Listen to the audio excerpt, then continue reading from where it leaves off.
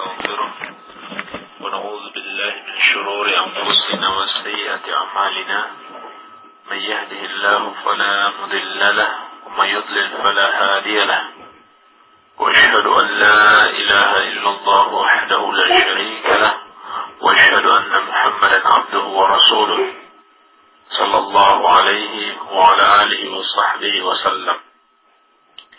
Para pendengar radio dakwah salafiyah rahimani wa rahimakumullah, kita masih pada kitab tauhid, bab man haqqaqa tauhid dakhala al-jannata bighairi hisabin. Bab penjelasan tentang orang yang mengamalkan tauhid maka dia akan masuk surga tanpa hisab. Dan telah kita jelaskan pada pertemuan sebelumnya, yang dimaksud dengan mengamalkan tauhid atau merealisasikan tauhid dalam kehidupan seorang hamba adalah takhlisuhu wa taswiyatuhu min syawa'ib syirki wal bid'ah wal ma'asi. Membersihkan tauhidnya dan memurnikannya dari kotoran-kotoran syirik, perbuatan-perbuatan bid'ah dan perbuatan-perbuatan maksiat kepada Allah Subhanahu wa ta'ala. Jadi orang yang mengamalkan tauhid adalah orang yang menyempurnakan tauhidnya, menyempurnakan tauhidnya dengan amal-amal saleh dan menjauhi semua bentuk perbuatan kemungkaran atau kemaksiatan kepada Allah Subhanahu wa ta'ala, baik itu syirik besar maupun syirik kecil, perbuatan-perbuatan bid'ah dan kemaksiatan kepada Allah Subhanahu wa ta'ala. Dalil berikut ini akan menjelaskan kepada kita beberapa karakteristik orang-orang yang benar-benar merealisasikan tauhid di dalam kehidupannya. Hadis yang panjang akan kita bacakan insyaallah, kemudian kita kutip beberapa penjelasan para ulama dari setiap lafaz-lafaz hadis yang ada di dalam kitab ini. Qala al-muallif rahimahullahu taala an Husain bin Abdurrahman, dari Husain bin Abdurrahman, beliau adalah Husain bin Abdurrahman As-Sulami Al-Harithi Abul Huzail Al-Kufi, thiqatun, seorang yang thiqah dari kalangan tabi'ut tabi'in, meninggal pada tahun 136 Hijriah dalam umur 93 tahun. Qala, beliau mengatakan, kuntu inda Sa'id bin Jubair, aku pernah berada dalam majlis Sa'id bin Jubair. Sa'id bin Jubair adalah guru beliau, al-imamul faqih, seorang imam yang faqih, seorang tabi'in, seorang murid besar, yang murid senior dari sahabat yang mulia Abdullah bin Abbas radhiyallahu ta'ala anhuma. Dan beliau meninggal dibunuh oleh seorang penguasa yang zalim, yaitu Al-Hajjaj bin Yusuf As-Saqafi, pada tahun 95 Hijriah, dan waktu itu umur beliau belum mencapai 50 tahun. Faqala ayyukum ra'al kawkab alladhi inqadda al-bariha. Kata Husain bin Abdurrahman, ketika aku di majelis Sa'id bin Jubair, ini menunjukkan bahwa para ulama dahulu senantiasa bermajlis, ya, dengan sesama mereka, antara para ulama belajar, ya, satu dengan yang lainnya, ya, karena keutamaan majelis ilmu, ya, dan kewajiban menuntut ilmu agama Allah Subhanahu wa ta'ala.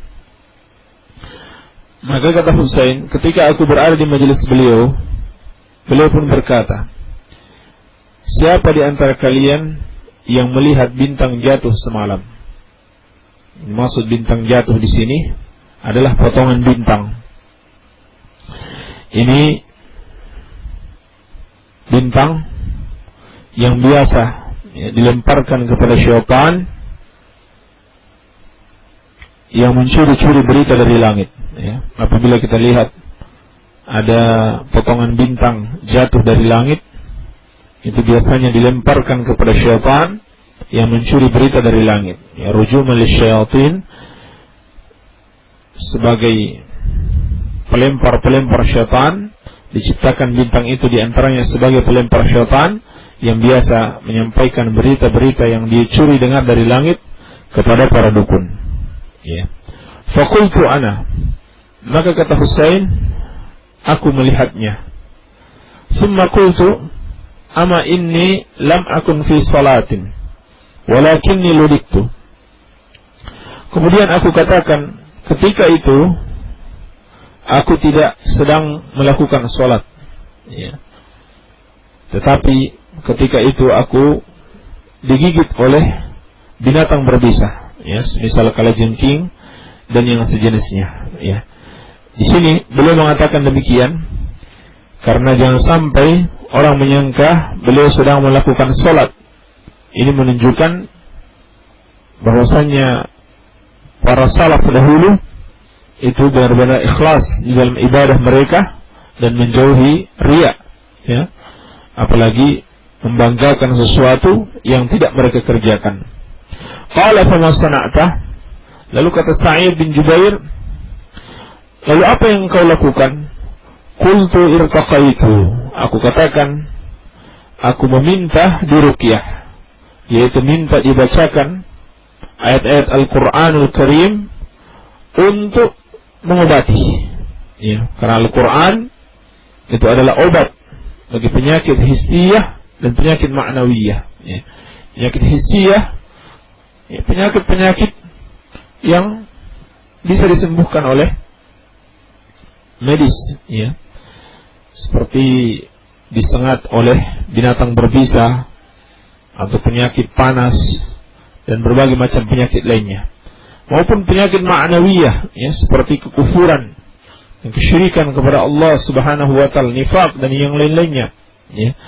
Maka Al-Qur'an Al-Karim adalah obat bagi segala penyakit, ya. Maka ketika Husain bin Abdurrahman ini digigit oleh binatang berbisa, beliau pun meminta untuk diruqyah, ya, meminta dibacakan Al-Qur'an kepadanya.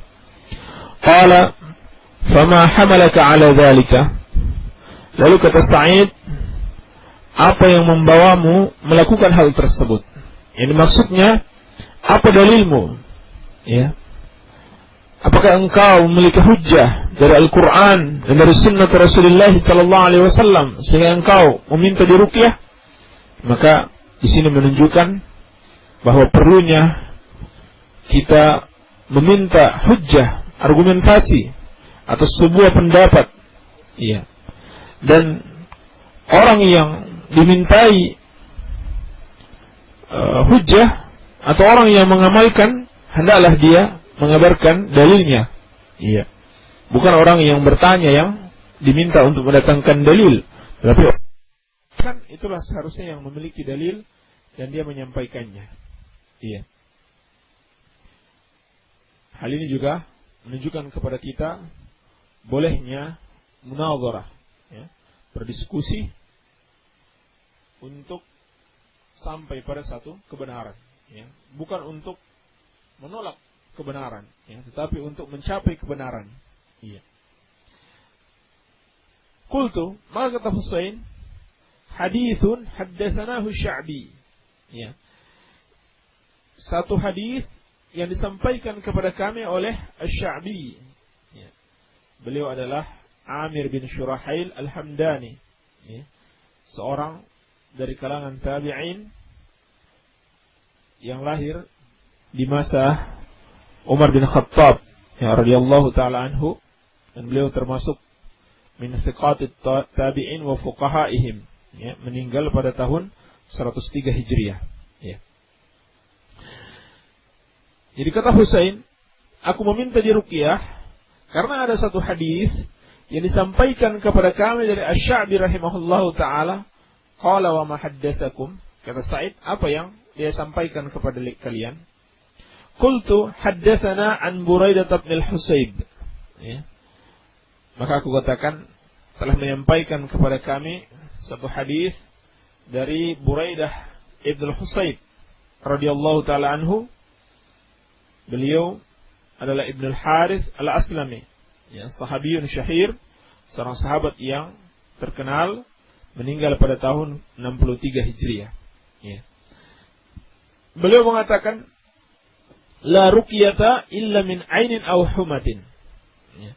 Tidak ada ruqyah kecuali dari penyakit ain dan humah, yaitu penyakit yang diakibatkan oleh sengatan binatang berbisa. Iya. Maka ini dalil akan bolehnya ruqyah. Dalil akan bolehnya ruqyah, yaitu pengobatan dengan membacakan Al-Quran bagi orang yang terkena penyakit ain atau digigit oleh binatang berbisa. Ya. Penyakit ain itu adalah penyakit yang diakibatkan oleh mata manusia. Ya. Apakah karena pandangan hasad ataukah pandangan takjub, ya, yang tidak memuji Allah Subhanahu wa taala. Maka seorang yang memandang saudaranya, atau bahkan memandang hewan atau apa-apa yang menjadi milik saudaranya dengan pandangan hasad, ya, pandangan kebencian, atau sebaliknya pandangan takjub tanpa dia memuji Allah Subhanahu wa taala, itu dengan izin Allah bisa menyebabkan apa yang dia pandangi itu tertimpa satu penyakit, ya. Dan ini sebagaimana sabda Nabi sallallahu alaihi wasallam, al-ainu haqq, ya.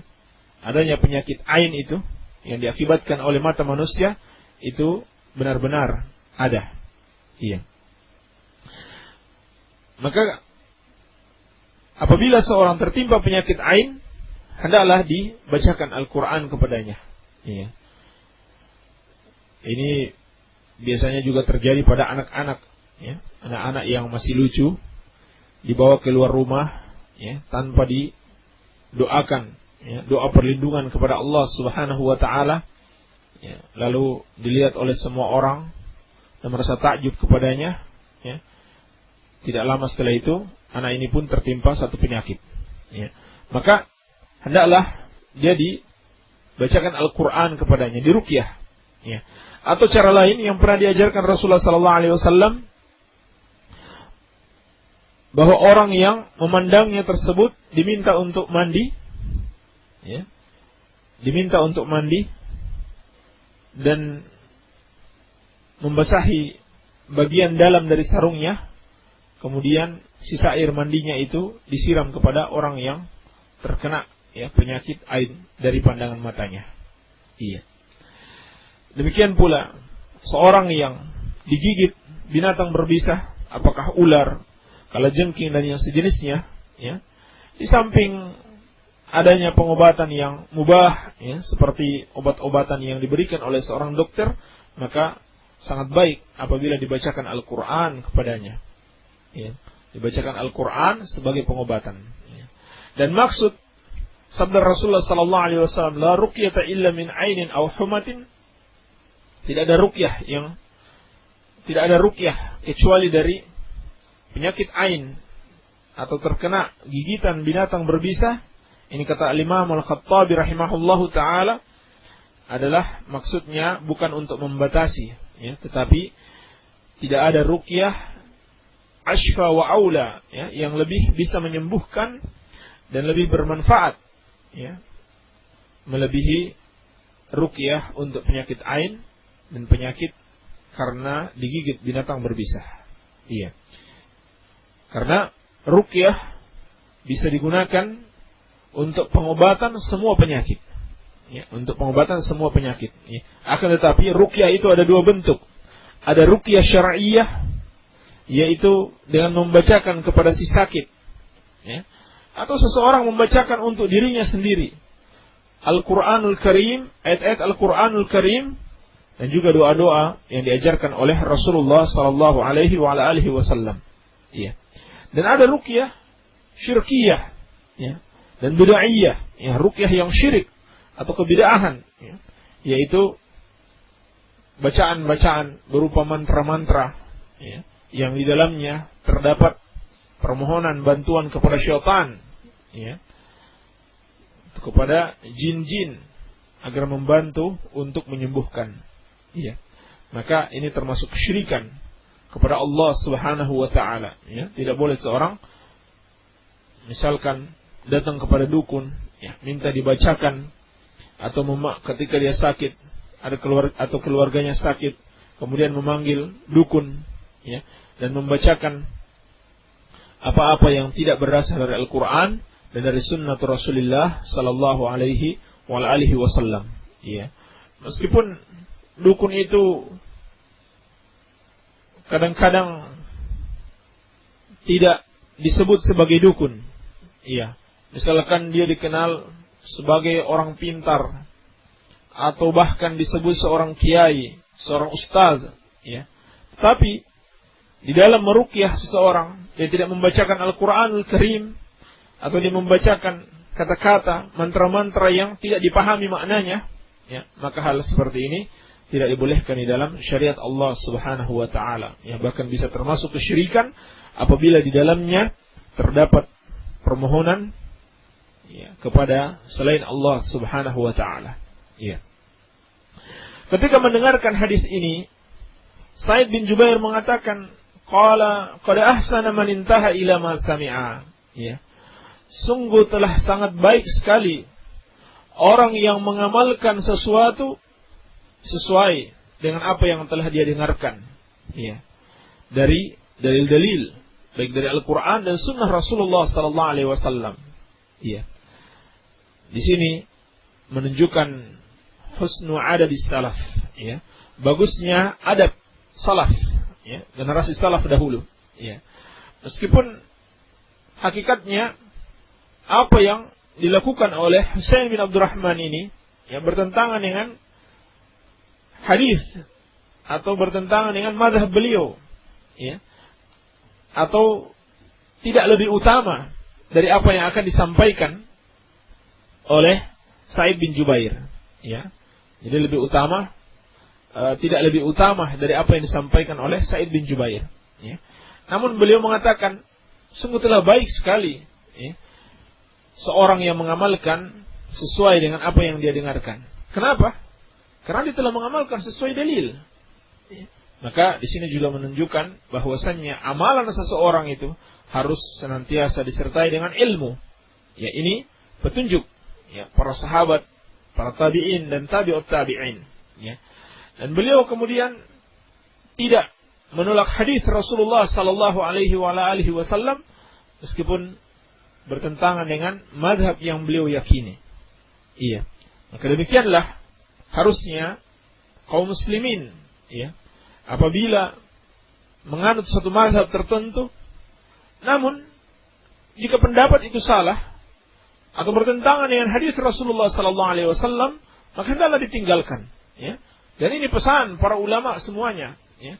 Pesan Al-Imam Abu Hanifah, Al-Imam Malik, pesan Al-Imam Syafi'i rahimahullah, wa Al-Imam Ahmad, ya. Semuanya berpesan, kalau pendapat kami bertentangan dengan Al-Quran dan dengan sunnah Rasulullah sallallahu alaihi wasallam, maka buang pendapat kami tersebut dan ambillah dalil dari Al-Quran dan Sunnah, ya. Dan sangat terkenal perkataan Al-Imam Syafi'i, "Idza shahha al-hadits fa huwa madhhabi." Jika hadis ini sahih, itulah madhabku, ya. Jadi kalau seorang masih berpegang dengan pendapat Imam Syafi'i yang bertentangan dengan hadis, maka itu berarti dia tidaklah berpegang dengan mazhab Syafi'i yang sebenarnya. Karena Imam Syafi'i telah berpesan, kalau ada pendapatku yang salah, yang bertentangan dengan hadis yang sahih, maka hadis yang sahih itulah hakikatnya pendapatku, ya. Aku rujuk darinya, ya, ketika aku hidup dan ketika aku mati. Ini pernah dikatakan oleh Al-Imam Syafi'i rahimahullahu ta'ala, ya. Lalu kata Sa'id bin Jubair, walakin haddatsana Ibnu Abbas, akan tetapi Ibnu Abbas radhiyallahu taala anhuma telah menyampaikan kepada kami satu hadis. Di sini menunjukkan disyariatkannya kita membimbing seseorang yang telah melakukan satu perkara yang masyru', satu perkara yang disyariatkan, kepada perkara yang lebih afdal darinya, ya, meninggalkan satu amalan meskipun disyariatkan kepada amalan yang lebih afdal, ya. Maka beliau telah menyampaikan kepada kami dari Ibnu Abbas dari Nabi sallallahu alaihi wasallam bahwa beliau bersabda, "Uridat 'alayya al-umam."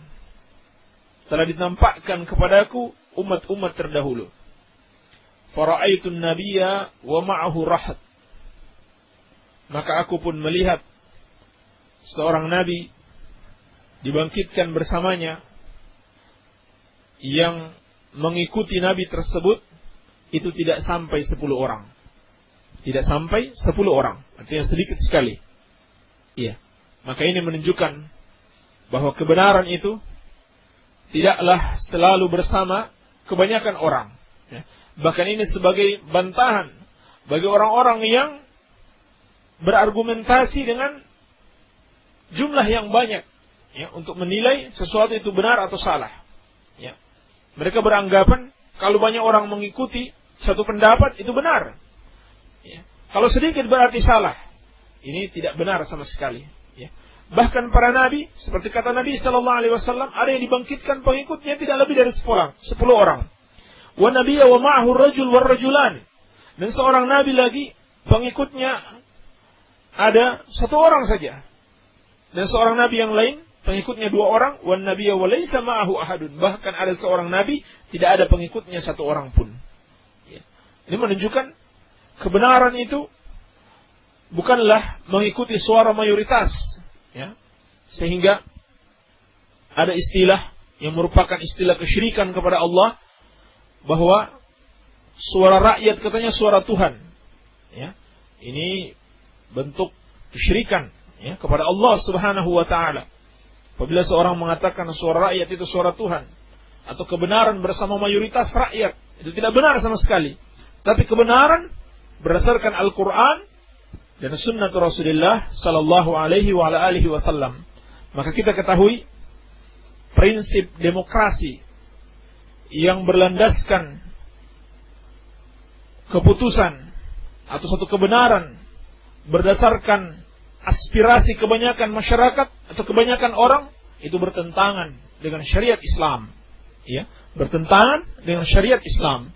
Sebab kebenaran berdasarkan Al-Quran dan Sunnah Rasulullah sallallahu alaihi wa alihi wasallam. Iya. Ya, Allah Subhanahu wa taala berfirman, wa in tuti aktsara man fil ardi yudilluka an sabilillah. Kalau engkau mentaati kebanyakan orang di muka bumi ini, niscaya mereka akan menyesatkan kamu dari jalan Allah Subhanahu wa taala. Wa qalilun min ibadiyas syakur. Dan sedikit dari hamba-hambaku yang bersyukur. Ya, jadi kebanyakannya tidak bersyukur kepada Allah Subhanahu wa taala. Ya. Wa ma aktsarun nasi walau harasta bimu'minin. Dan tidaklah kebanyakan orang, meskipun engkau sangat menginginkan, itu mereka beriman kepada Allah Subhanahu wa taala. Kebanyakan orang kufur kepada Allah Subhanahu wa taala. Iya. Jadi kebenaran justru pada umumnya bersama sedikit orang, ya, karena sedikit dari hamba-hamba Allah Subhanahu wa taala yang bersyukur. Jadi bukanlah satu hujjah, satu alasan atau satu argumentasi untuk menilai satu kebenaran itu karena diikuti oleh banyak orang. Ya, tetapi kebenaran berdasarkan Al-Quran dan Sunnah Rasulullah sallallahu alaihi wa alihi wasallam. Ya. Maka di sini juga ada kewajiban untuk mengikuti kebenaran meskipun sedikit orang-orang yang mengikuti kebenaran tersebut. Ya. Sehingga Nabi sallallahu alaihi wasallam dalam memberikan kabar gembira bagi orang-orang yang sedikit tersebut. Ya. Dalam sebuah hadis beliau bersabda, "Badal Islamu ghariban wa sayaudu ghariban kama bada'a fatuba lil ghuraba." Islam itu datang dalam keadaan asing, dalam keadaan sedikit yang mau beriman, sehingga kebenaran dianggap asing. Maka kata Nabi sallallahu alaihi wasallam, Islam akan kembali asing sebagaimana dia datang.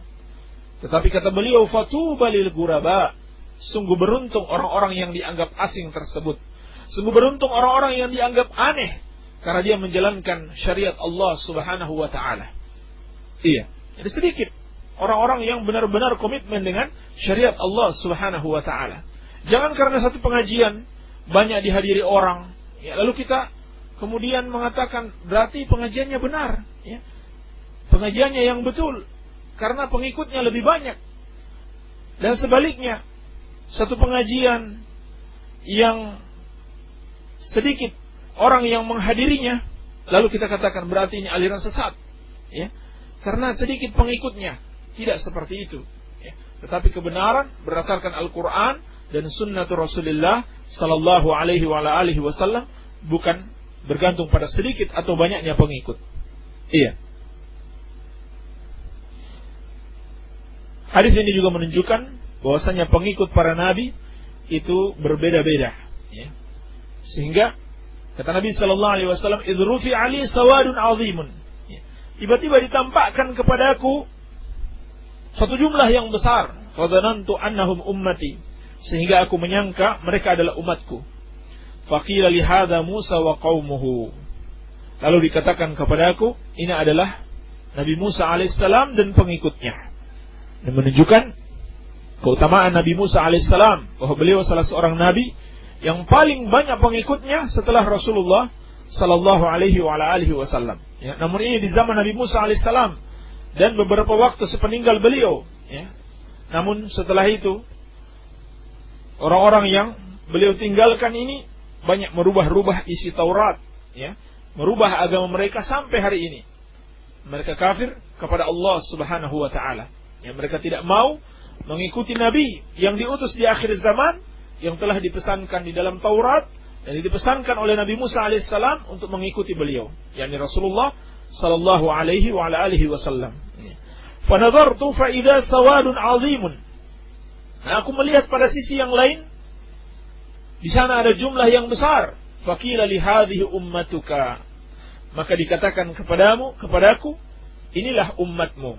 Maka hadis ini menunjukkan keutamaan Nabi Muhammad sallallahu alaihi wasallam, ya, di mana umat beliau adalah umat yang paling banyak dan paling besar, ya, dan umat yang terakhir namun yang pertama memasuki ke dalam surga, iya.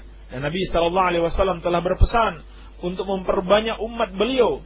Tazawwajul wadudal waluda fa inni mukathirun bikumul umam yaumal qiyamah. Ya, menikahlah dengan wanita-wanita yang penyayang dan peranak, ya, yang subur kandungannya, yang bisa melahirkan banyak anak, ya, karena aku akan berbangga dengan banyaknya umatku pada hari kiamat, yaitu umat yang dibina di atas tauhid dan sunnah. Wa ma'ahum 70,000 yadkhuluna al-jannata bighairi hisabin wala 'adzabin. Dan bersama umat Rasulullah sallallahu alaihi wasallam ini ada 70 orang dari mereka yang masuk surga tanpa melewati hisab dan tanpa melewati satu azab sedikit pun. Iya. Ini menunjukkan keutamaan umat Rasulullah sallallahu alaihi wasallam bil kamiyah wal kaifiyah, ya, dengan jumlah yang besar dan dengan kualitas yang baik. Iya. Di antaranya adanya 70.000 orang yang masuk surga dari kalangan umat Rasulullah sallallahu alaihi wasallam, ya, tanpa melewati satu hisab dan tanpa melewati satu azab, ya. Kalau kita lihat, ini sesungguhnya jumlah yang sedikit sekali dibandingkan banyaknya umat Rasulullah sallallahu alaihi wasallam semenjak zaman beliau sampai akhir zaman kelak, ya, sampai hari kiamat. Akan tetapi ada satu hadis yang diriwayatkan Imam Ahmad dan Al-Baihaqi dari hadis Abu Hurairah radhiyallahu taala anhu, dikatakan fastazadtu rabbi fazadani ma'a kulli alfin 70,000. Ya. Kata Nabi sallallahu alaihi wasallam, aku pun meminta tambah kepada Rabbku. Maka Allah Subhanahu wa taala menambahkan bersama setiap 1.000 orang ada 70.000 orang yang lain. Ya. Berkata Al-Hafiz sanaduhu jayyid. Ya. Namun hadis ini diperselisihkan kesahihannya oleh para ulama. Ya. Wallahu alam. Tsumma nahada fadakhala manzilahu. Kemudian beliau bangkit dan memasuki rumahnya. Fakhadan nasu fi ulaik. Maka para sahabat pun, ya, tenggelam dalam diskusi, ya, tentang siapa mereka, ya, siapa 70.000 orang yang masuk surga tanpa hisab dan tanpa azab tersebut. Maka hadis ini juga menunjukkan bolehnya untuk berdiskusi, yang munadharah dalam dalil-dalil syar'i, ya, untuk mencapai kebenaran, untuk mengetahui kebenaran, ya, bukan untuk menolak dalil-dalil tersebut. Ya. Faqala ba'duhum, maka berkatalah sebagian sahabat, fala'allahum alladhina sahibu Rasulullah sallallahu alaihi wa alihi wasallam. Ya. Mungkin mereka itu yang masuk surga tanpa hisab dan azab adalah orang-orang yang bersahabat dengan Rasulullah sallallahu alaihi wasallam. Ini bersahabat dekat dengan Rasulullah sallallahu alaihi wa alihi wasallam. Ya, ini menunjukkan keutamaan sahabat Rasulullah sallallahu alaihi wasallam. Wa qala ba'duhum fala'allahum alladhina wulidu fil Islam falam yusyriku billahi syai'a. Sebagian sahabat mengatakan mungkin mereka adalah orang-orang yang lahir dalam keadaan Islam. Yani tidak pernah merasakan masa jahiliyah, ya, masa menyembah berhala, ya, tidak pernah beribadah kepada selain Allah Subhanahu wa taala, tidak pernah menyekutukan Allah sedikit pun. Ya. Ini menunjukkan kedalaman ilmu para sahabat Rasulullah sallallahu alaihi wasallam, ya, karena mereka tahu bahwa orang-orang yang akan mendapatkan keutamaan ini tidaklah mereka mendapatkannya kecuali dengan amalan, ya, kecuali dengan amalan, sehingga mereka mengira-ngira amalan-amalan yang mungkin dilakukan. Wa dzakaru asya, dan mereka menyebutkan beberapa bentuk amalan yang memungkinkan seseorang masuk surga tanpa hisab dan tanpa adab. Dan perkataan sahabat, bisa jadi mereka adalah orang-orang yang lahir dalam Islam, yang tidak pernah menyekutukan Allah sedikit pun. Ini menunjukkan pentingnya menjaga anak-anak kita di atas tauhid, di atas fitrah, ya, dan kewajiban untuk mendidik mereka dengan tauhid dan dengan sunnah Rasulullah sallallahu alaihi wa alihi wasallam. Ya.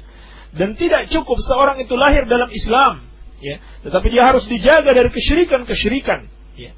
Dan seorang itu harus diajar, harus diberikan tarbiyah, ya, pendidikan tentang keutamaan tauhid, kewajiban mentauhidkan Allah, dan bahaya perbuatan-perbuatan syirik, ya, serta bentuk-bentuk kesyirikan kepada Allah Subhanahu wa taala. Iya. Fa kharaja Rasulullah sallallahu alaihi wa ala alihi wasallam fa akhbaruhu. Maka ketika Rasulullah sallallahu alaihi wasallam keluar rumahnya, ya, menemui lagi para sahabat, mereka pun mengabarkan kepada Rasulullah sallallahu alaihi wasallam apa yang telah mereka katakan. Ya. Faqal, maka Rasulullah sallallahu alaihi wasallam bersabda, menjelaskan tentang siapa 70 orang yang masuk surga tanpa hisab dan tanpa adab tersebut. Beliau mengatakan, humul ladzina la yastarqun. Mereka adalah orang-orang yang tidak minta diruqyah. Ya, ini syahidnya hadis yang lebih utama daripada hadis yang sebelumnya, yaitu meminta diruqyah. Iya. Bahwasanya Husain bin Abdurrahman meminta diruqyah, maka di sini Sa'id bin Jubair menyampaikan satu hadis yang lebih utama, humul ladzina la yastarqun. Mereka itu adalah orang-orang yang tidak meminta diruqyah, ya. Wala yaqtawun, dan tidak meminta pengobatan al-kai, yaitu pengobatan dengan besi panas, ya. Wala yatatayyarun, dan mereka tidak melakukan tatayyur, yaitu merasa sial dengan sesuatu. Wa 'ala rabbihim yatawakkalun, dan mereka senantiasa bertawakal kepada Allah Subhanahu wa taala. Disebutkan 4 sifat. 4 sifat orang-orang yang masuk surga tanpa hisab dan tanpa adab. 4 sifat inilah apabila ada dalam diri seseorang, dia termasuk orang-orang yang mengamalkan tauhid atau merealisasikan tauhid, dan dia akan masuk surga tanpa hisab dan tanpa adab bersama 70.000 orang dari umat Rasulullah sallallahu alaihi wa alihi wasallam. Iya. Yang pertama kata beliau, humul ladzina la yastarqun. Mereka tidak meminta diruqyah. Iya. Dan hukum meminta ruqyah ini terbagi 2. Yang pertama, apabila yang diminta adalah ruqyah syirkiyah atau bid'ahiyah, yang ada kesyirikan atau ada kebid'ahan di dalamnya, maka hal ini diharamkan di dalam Islam, ya. Bahkan bisa jadi termasuk bentuk kesyirikan kepada Allah Subhanahu wa taala apabila ada di situ, ya, semacam mantra-mantra yang sifatnya meminta pertolongan kepada syaitan, ya, atau kepada selain Allah Subhanahu wa taala. Yang kedua, hukumnya makruh. Kalau yang diminta adalah ruqyah syar'iyyah, ruqyah yang sesuai dengan Al-Quran dan Sunnah, ya. Tetapi hukumnya makruh untuk diminta. Dan inilah yang dimaksudkan dalam hadis. Hukumnya makruh meminta ruqyah syar'iyyah. Kenapa demikian? Karena ketika seorang meminta ruqyah, maka ada dalam hatinya sedikit, ya, sedikit atau banyak ketergantungan kepada selain Allah Subhanahu wa ta'ala, ya. Ketergantungan kepada selain Allah Subhanahu wa ta'ala. Iya. Maka mereka meninggalkan hal tersebut karena kuatnya tawakal kepada Allah Subhanahu wa ta'ala. Iya. Berbeda halnya orang yang dimintai ruqyah, maka orang yang dimintai ruqyah termasuk amal saleh ketika dia memenuhi permintaan tersebut, ya. Atau bahkan dia menawarkan ruqyah tanpa diminta. Ini termasuk amal saleh. Nabi SAW bersabda ketika ditanya tentang ruqyah, "Faman istata'a an yanfa'a akhahu falyaf'al." Barang siapa yang mampu memberikan kemanfaatan kepada saudaranya, hendaklah dia lakukan. Jadi larangan di sini kepada orang yang meminta diruqyah untuk dirinya sendiri, ya. Kalau dia minta untuk orang lain pun tidak mengapa, insyaallah taala. Iya. Kalau dia meminta diruqyah, ya, ini yang dilarang di dalam hadis. Ya. Adapun orang yang meruqyah, maka dia orang yang melakukan amal saleh. Iya. Dan juga diriwayatkan oleh Imam Muslim, la ba'sa birruqa ma lam takun fihi syirka. Nabi sallallahu alaihi wasallam bersabda, tidak mengapa, ya, seorang melakukan ruqyah sepanjang tidak ada kesyirikan di situ. Iya. Dan bahkan kalau kita ditawari ruqyah oleh seseorang, maka tidak mengapa kita menerimanya, ya. Sebagaimana Nabi sallallahu alaihi wasallam itu pernah ditawari ruqyah, ya, oleh malaikat Jibril alaihissalam, ya, oleh Aisyah radhiyallahu anha, dan beliau menerimanya. Iya. Wala yaktawun. Yang kedua, mereka tidak meminta pengobatan al-kai. Ya, ini juga termasuk pengobatan yang dibolehkan ketika darurat, ya, dibolehkan ketika darurat, ya. Namun meminta pengobatan ini itu termasuk makruh, karena dalam pengobatan ini ada syai'un min at-ta'dzib, ya. Termasuk menyakiti seseorang, ya. Pengobatan ini memang menyakiti, tetapi memang terbukti pengobatan ini bisa menyembuhkan, ya, karena dengan besi panas, ya. Dan ini tidak boleh dilakukan oleh sembarang orang, harus orang yang benar-benar ahli, ya, dalam pengobatan seperti ini. Iya. Wala yatatayyarun. Iya. Dan mereka tidak melakukan tiarah. Itu tidak merasa sial dengan sesuatu. Nabi sallallahu alaihi wasallam bersabda, "Man raddathu at-tiyaratu an hajatihi faqad asyrak." Barang siapa dihalangi oleh tiarah dalam melakukan hajat-hajatnya, maka dia telah menyekutukan Allah Subhanahu wa taala. Juga sabda Nabi sallallahu alaihi wasallam, "At-tiyaratu syirkun, at-tiyaratu syirkun." Ya, tiarah itu syirik, tiarah itu syirik. Ya. Seperti seorang merasa sial dengan angka 13, ya. Tidak mau melakukan apa-apa pada tanggal 13, tidak mau tidur di kamar nomor 13, tidak mau duduk di kursi nomor 13, dan seterusnya, ya. Atau merasa tidak mau menikahkan anaknya pada bulan Sura, ya, dan seterusnya, bentuk-bentuk at-tiyarah insyaallah akan datang pada babnya tersendiri. Iya. Maka hal ini diharamkan, bahkan termasuk kesyirikan kepada Allah Subhanahu wa taala. Iya. Wa 'ala rabbihim yatawakkalun. Yang keempat, mereka bertawakal kepada Allah Subhanahu wa taala. Ini merupakan asal, ya, yang tercabang darinya sifat-sifat yang sebelumnya. Ya. Ketika mereka bertawakal kepada Allah Subhanahu wa taala, maka mereka meninggalkan pengobatan yang makruh dan yang haram, ya, pengobatan yang makruh dan yang haram. Iya. Jadi hadis ini tidaklah menunjukkan bahwa mereka meninggalkan pengobatan sama sekali, ya, atau meninggalkan sebab-sebab. Bahkan tawakal itu sendiri bermakna al-i'timadu 'ala Allah ma'al akhdhi bil asbab, ya, bergantung kepada Allah disertai dengan mengambil sebab-sebab. Iya. Jadi bukan karena tidak mau berobat, ya, tetapi meninggalkan pengobatan tersebut, ya, meminta ruqyah atau meminta al-kai, dikarenakan hal itu adalah bentuk pengobatan yang makruh, ya. Apalagi pengobatan yang haram, ya. Mereka meninggalkan hal tersebut meskipun mereka membutuhkannya karena kuatnya tawakal kepada Allah Subhanahu wa taala. Inilah keutamaan mereka yang akan masuk surga tanpa hisab dan tanpa azab. Iya. Adapun berobat dengan pengobatan yang tidak ada kemakruhan padanya atau tidak ada bentuk keharaman padanya, maka hal ini dibolehkan, tidaklah menafikan tawakal kepada Allah Subhanahu wa taala, ya. Dan Rasulullah sallallahu alaihi wasallam bersabda, "Ma anzalallahu da'an illa anzalalahu shifa." Ya. Tidaklah Allah menurunkan satu penyakit kecuali Allah Subhanahu wa taala menurunkan bersamanya obat. Iya. Namun Nabi sallallahu alaihi wasallam berpesan, "Tadawu wa la tadawu biharam." Ya.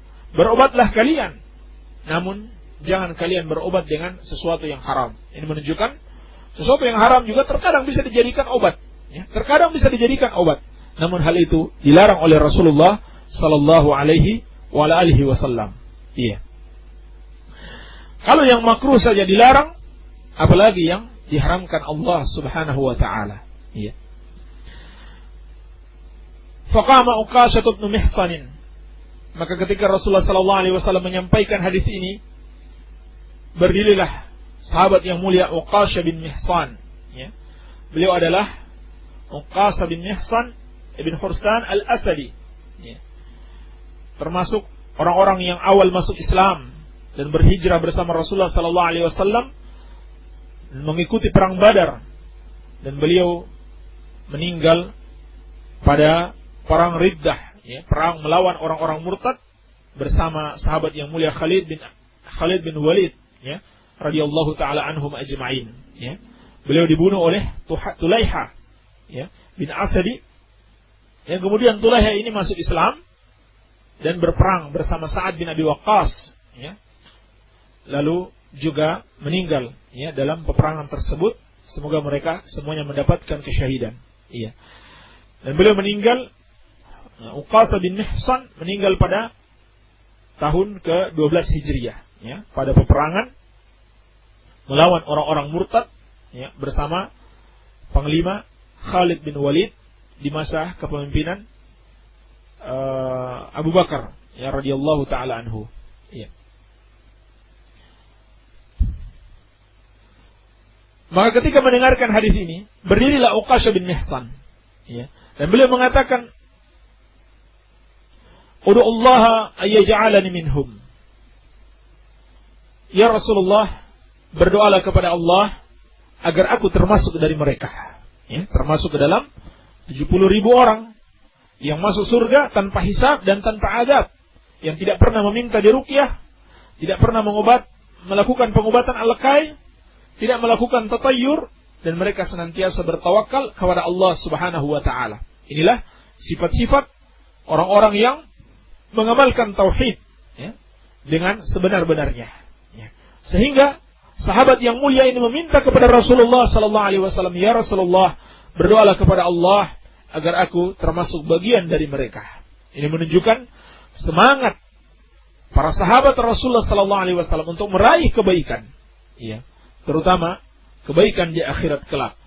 Dan juga menunjukkan disyariatkannya untuk meminta doa dari seorang yang utama, ya, seperti Rasulullah sallallahu alaihi wasallam, para ulama, orang-orang saleh di masa kehidupan mereka, ya, di masa kehidupan mereka. Ini bentuk tawassul yang dibolehkan di dalam syariat, ya.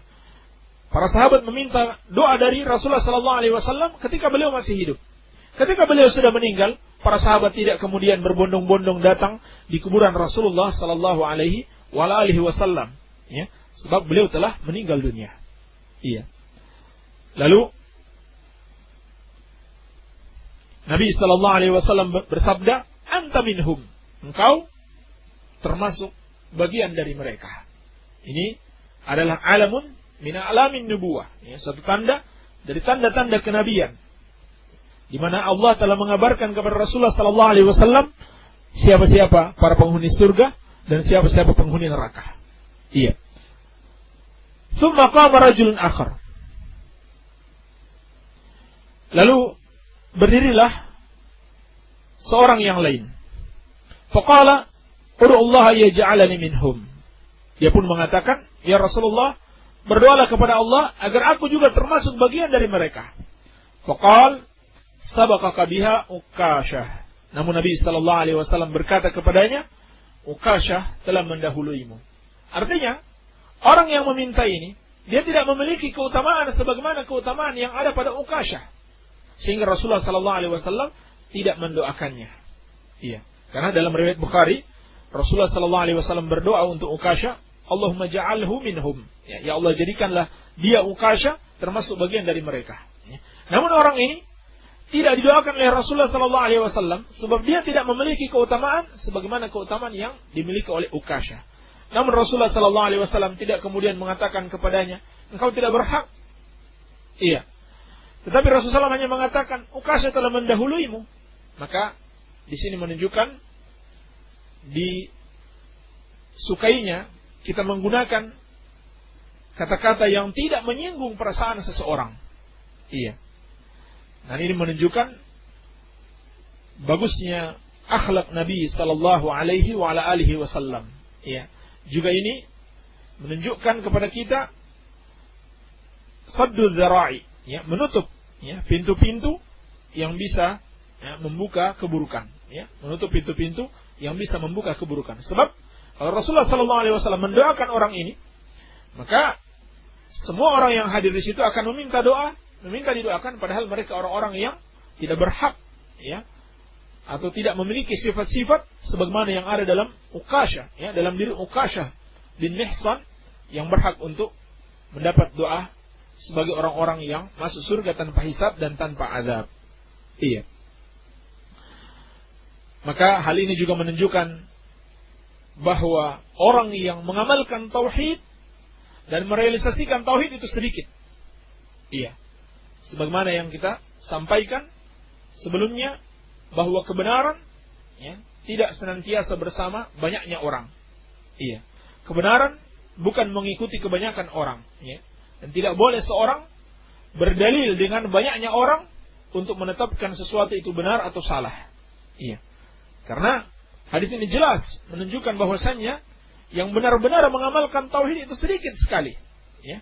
Yang benar-benar mengamalkan tauhid itu sedikit sekali. Jangankan di zaman kita, di zaman Rasulullah sallallahu alaihi wasallam ada orang-orang yang tidak mengamalkan tauhid sehingga mereka tidak tergolong di dalam 70.000 orang yang masuk surga tanpa hisab dan azab ini. Inilah hadis yang panjang, alhamdulillah telah kita bacakan dan telah kita sebutkan beberapa faedah-faedah dari para ulama. Semoga ada manfaatnya, lebih dan kurangnya saya mohon maaf. Wabillahi taufik walhamdulillahi rabbil alamin.